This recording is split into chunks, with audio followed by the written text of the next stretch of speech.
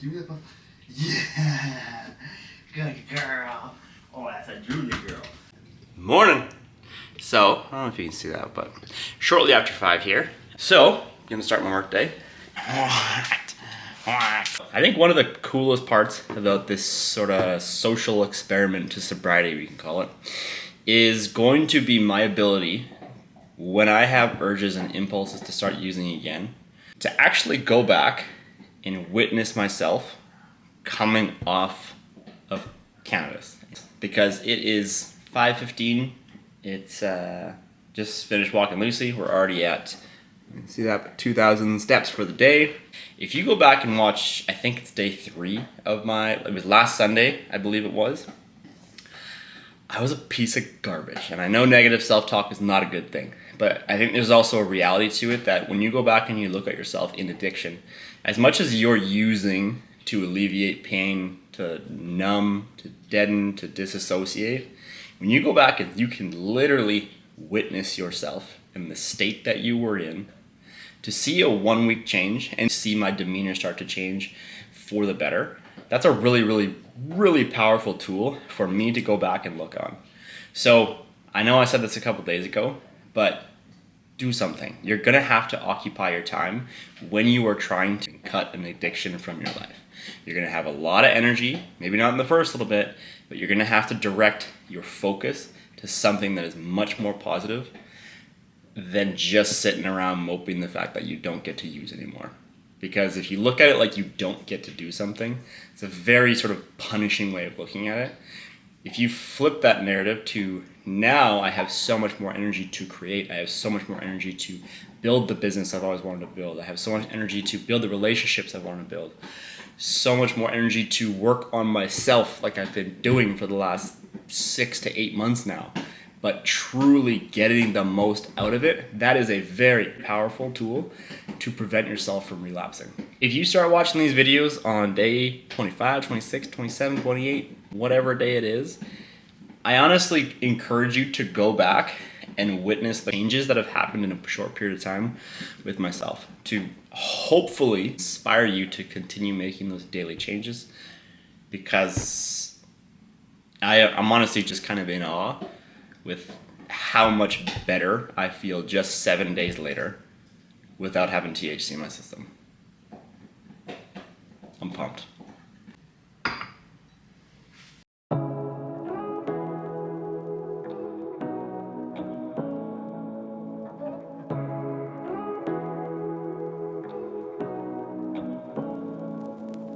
Say what you wanna say to me now. I wanna wake up with you in the morning. Show me there's nothing fake to me now. I wanna wake up with you in the morning. Say what you wanna say to me now. I wanna wake up with you in the morning. Show me there's nothing fake to me now. I wanna wake up with you in the morning.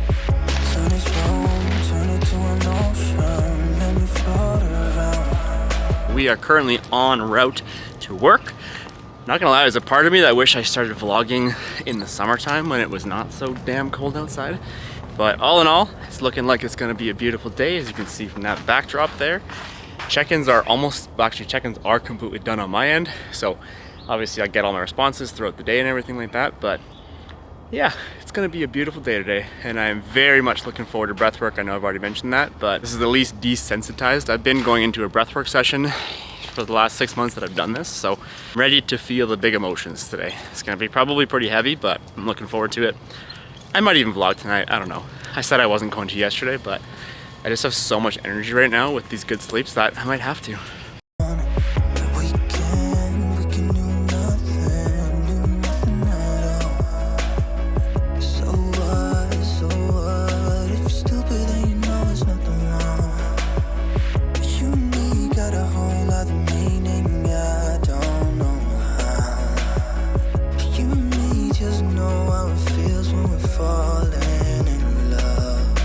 Say what you wanna say to me now. I wanna wake up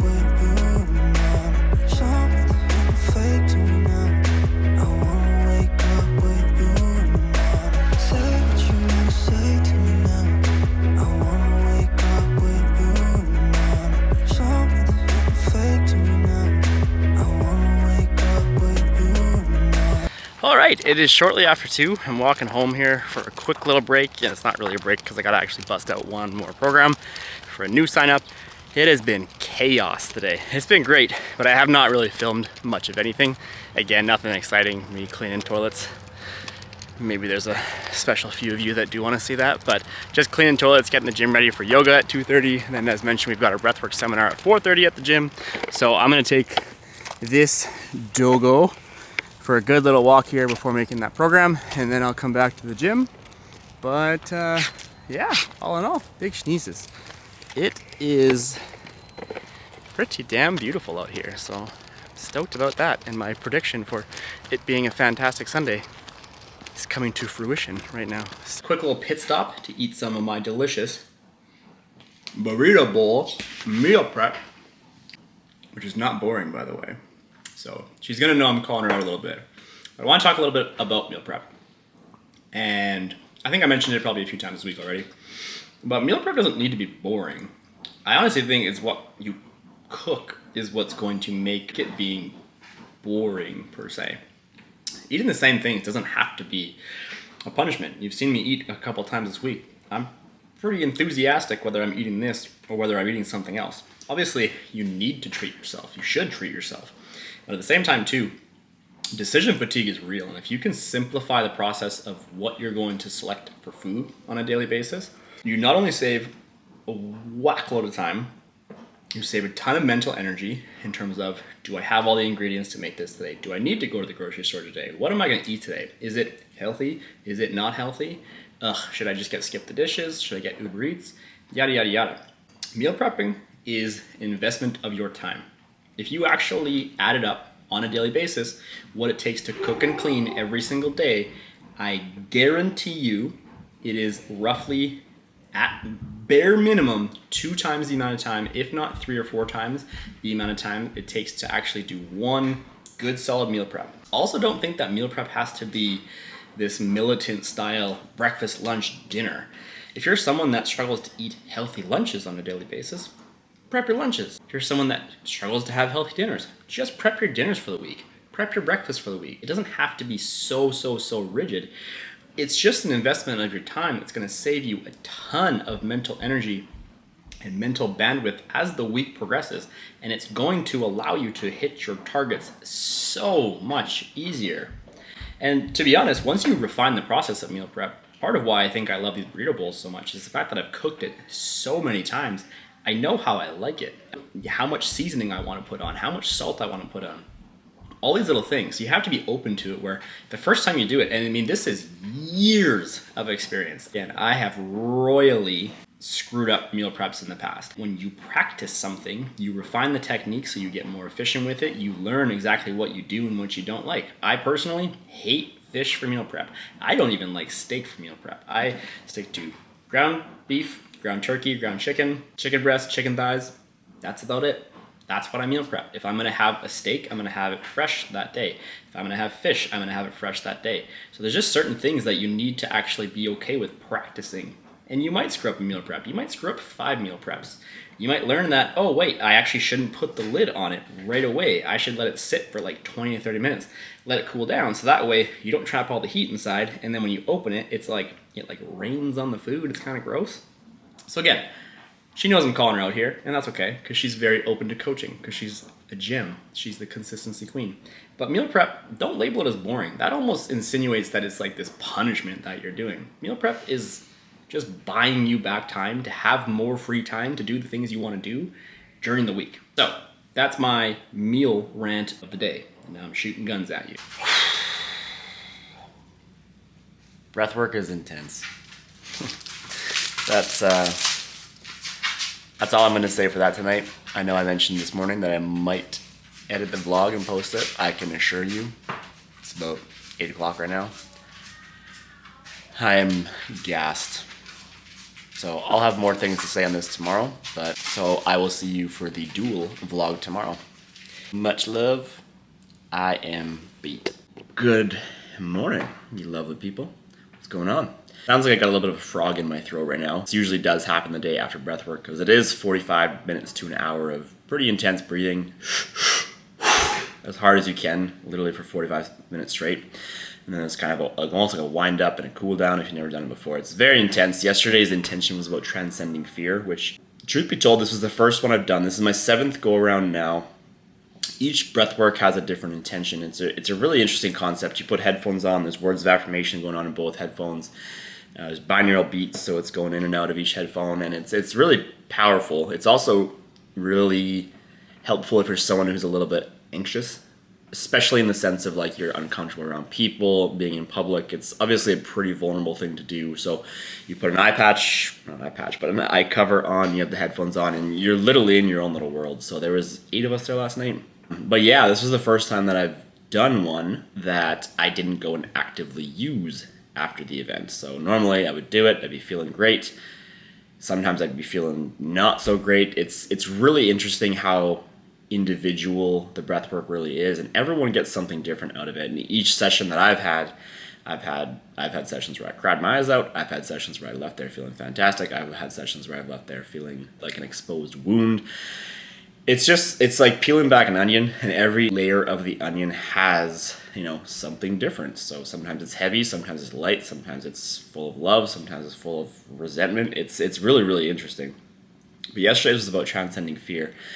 And it was really powerful in the sense that I feel like I've already been doing a lot of the right things. And for the first time, as mentioned, I didn't go and use after. I also wasn't using leading up to it. So obviously it's day 12 today, I think, no THC. And so when I left there, I just felt heavy. Unfortunately, I didn't sleep the greatest last night, so I'm feeling a little bit bogged down this morning. But overall, I feel pretty good. I feel like I'm on the right track is kind of my biggest takeaway from it, is just keep doing the things that I'm doing. Keep vlogging, keep putting myself out there, keep being vulnerable. It's helping others, people like Rob G. Rob G's on day 6 right now, maybe in day 7, since I'm doing a double vlog here. That really makes me feel good. That really fills my cup, knowing that I am leaving an impact on people in a positive way.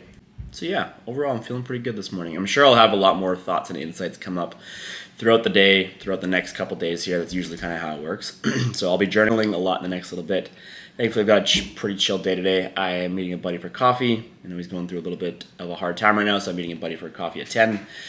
Gotta be at the gym for 1:30. Gonna do some client feedback here that came in last night, and then maybe read a little bit if I have time, but I probably won't have time to read by the time I get through my feedback. And yeah, that's where we're at today. So I'm gonna do my feedback on the couch though, and chill with Lucy a little bit, because it's needed. Oh yeah, you're crazy.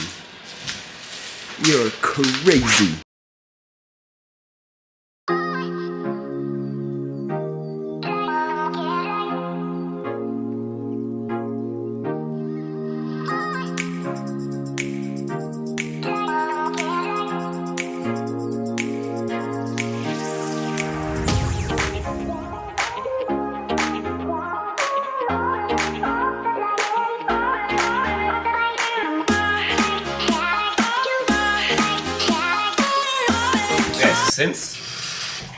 Sorry about my voice. Since this is day 8, no caffeine, the last 3 days I've actually been incorporating just salt water in the morning, just to help get some extra electrolytes and things like that in the morning. One thing I am notorious for, and partly me cutting the caffeine, was to promote myself to drink more water. So I have been doing the salt water in the morning. So yeah, watch me chug some salt water before I go for a decaf coffee. I think it's just like a tablespoon, half a tablespoon probably. I don't know, I just free pour it. Doesn't taste the greatest. Spirally ASMR. It's like a little tornado. Look at that saltwater tornado. Bottoms up.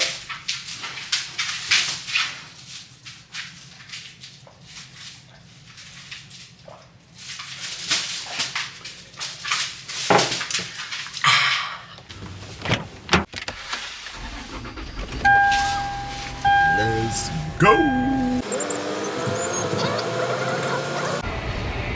Roxy.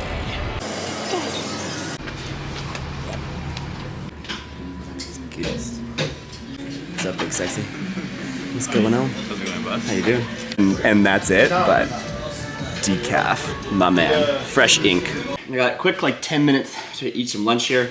I didn't video anything last night, obviously, after breath work. I definitely have a headache going on today. I've had this before, kind of post breath work, where it's just like your nervous system's just kind of exhausted and everything. But I made nachos last night, and I still have some ground beef left over. So I made essentially a taco salad. So I literally just crunched up some nachos and put them in my burrito bowl. So with no rice or anything like that, but pretty easy peasy. Been a good morning so far. Feels like it's been super busy. I know it really hasn't. Feels like it has, but got to the gym for 1:30 here. So that's that's where we're at so far. Power stance. Yeah. Boing dog. Jump.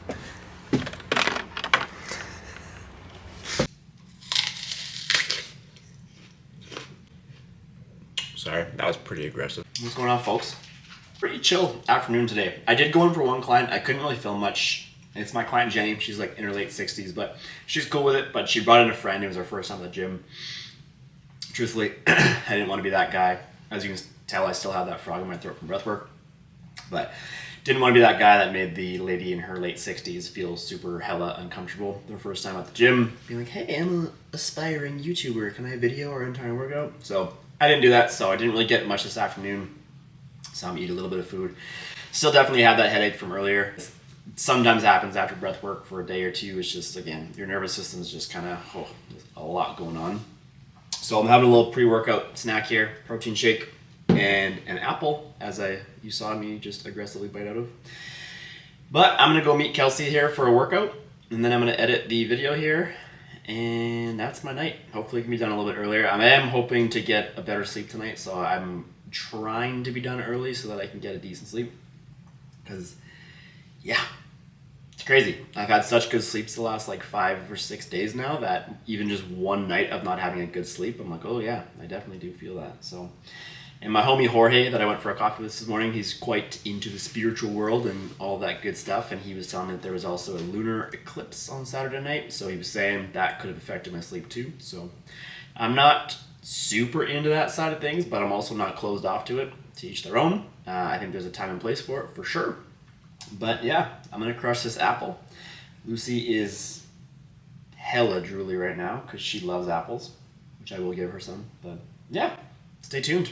I'm gonna try and redeem myself tonight on the snatches. Because if you tuned in my vlog from last Monday, that was the first day working out without caffeine, and I was also going through pretty good detox at that point with the THC. And that was a miserable workout. So I'm gonna try to redeem myself a little bit tonight. So stay tuned. Look at that drool. Look at that drool. Gross. Gross. Ladies and gentlemen, we're going to take you through a little walkthrough on tonight's workout. So today on the docket we had 3 position snatches. So basically just working on the 3 main positions that you'll be lifting from, which is the hang position, below the knee position, and from the floor. So just kind of getting warmed up here, just getting things moving and grooving a little bit. And again, if you do go back and watch last week's vlog of this workout, I actually miss the following weight that I'm about to hit here. And as you can tell, it's not a hard weight by any stretch, so definitely goes to show the state that I was in last week. I can't believe I missed this weight last week. But this is just 95 pounds, again, just kind of getting things grooving. 3 positions, a great one to work on. Again, 3 different positions that you're mainly going to be deriving power from when it comes to snatching and cleaning. So Kelsey's hitting the same thing, just a little chit-chatting in between. But overall, it was a good workout. I am feeling pretty good now. Again, sleep wasn't the greatest last night, but overall, can't complain. I do feel like I redeemed myself to some degree here. So hang's moving good. Below the knee. Yeah, not too shabby. Looks like I got a little bit of a lean going to my right, but we'll fix that with some unilateral work over the next couple weeks. That was a nice rep from the floor. I will give myself props for that one. Kels had a pretty good night of working out here too. She did miss one of the reps, but it was more so just mental. This one was 135. Not a bad set. I mean, both of my sets at 135, you'll see on the next one here, I kind of have a little derp of a set, but I feel like I added a funny effect whilst editing this today. But from the floor overall was pretty consistent today. It was more so my hang that was a little bit off. And yeah, you'll see right here. I just over pulled that living hell out of it. It wasn't as if it was too heavy or anything like that. It was just kind of a blip. But that's the beauty of weightlifting, is again, it's not, you know, you can be there physically, but if you're not there mentally, it's not going to happen. If you're a couple inches off, if you're an inch off, you're not going to hit it. So that's the beauty of snatching, and that's why I've definitely fallen in love with Olympic lifting as a whole. After this, I'm making fun of myself right here. After this, we went with some 3-point rows. So what I want you to notice here is the active protraction and retraction of my shoulder. I'm not just yanking on it with my arm. There's a noticeable sequence that's happening here. So I'm letting my shoulder roll forward, stretching on the bottom, protracting that shoulder. I go full retraction before the arm follows through. You know, you don't need to stop when you retract. Some people kind of over-exaggerate the retraction to the point where they actually pause. You're going to be very limited in the amount of weight you're going to be able to lift if you actually pause when you retract the shoulder. So try and make it flow as smoothly as you can. We paired that with explosive laterals, but again, I want to emphasize here with that 3-point row, watch the back of my shoulder. Okay, there's a noticeable protraction and retraction of the shoulder before the arm actually comes through. So I'm not really pulling with my arm. My arm is just following through because my lat is doing the majority of that work. So big stretch in the bottom, nice control eccentric, big driving up.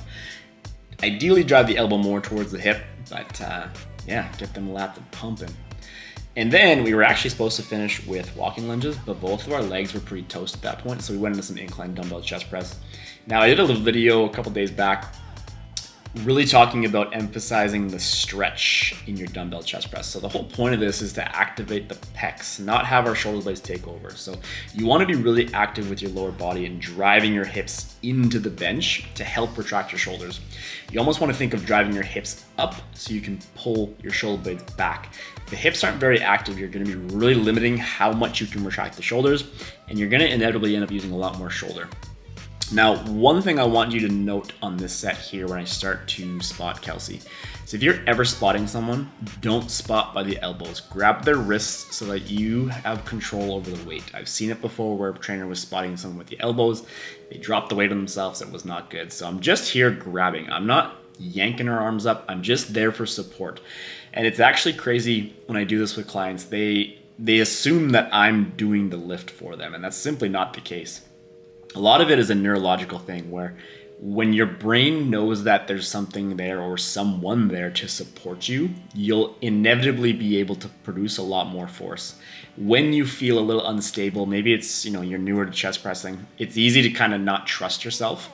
So that's why I grab at the wrist. And again, I've seen it before where the trainer, unfortunately, was spotting with the elbows. The client dropped the dumbbell on themselves. It was not a good situation. Thankfully, that was not me, but I did witness it. Again though, big focus with the chest press, especially the incline chest press and the flat chest press as well, is getting that stretch. Don't try to always go heavier. And one thing too to note is that if you are trying to go heavier and all of a sudden your range of motion gets limited quite a bit, you're going too heavy. You're gonna end up putting strain on other parts of your body that you're not really trying to hit. I can't stress this enough, that going lighter and emphasizing the stretch in the muscle is going to infinitely grow your chest more than if you were just working on going heavier. It's also going to save your tendons, your ligaments, and your joints in the long run. And I can assure you, if I knew this years and years and years ago, I would have done this. And a nice little high five to end the workout. Okay, folks, big 2 days in the books here of vlogging. That was days 11 and 12, I believe. So I'm trying something a little different here with the workouts. I'm trying to do a little bit of a B-roll where I'm actually walking you through the workouts. If you're not interested in Olympic lifting, that's okay. Maybe you'll learn a thing or two, but I am trying to give helpful tips here and there. Rob G, I'm gonna give you a little push-up progression that I want you to do on Instagram tomorrow, just because I know that you're working out with just body weight. So I'm gonna do an actual progression and regression for your push-ups to make sure that, again, you're getting the most out of your chest and making sure that, again, you're actually hitting your chest and you're not having your shoulder blades or your shoulders take over more than anything. So I'm gonna wrap this up here, finish editing this, and yeah, that's days 11 and 12 in the books. Headaches still pretty present, I'm not gonna lie, but overall, workout was good, day was good. I've got a busy one tomorrow, so it's a late start tomorrow though, so I'm pretty excited for that. I'm I'm gonna go to bed early. I'm gonna wake up early. I'm gonna drink a lot of decaf coffee in the morning. I'm gonna try to finish Atomic Habits because I've only got about 50 pages left, so I would like to get that done.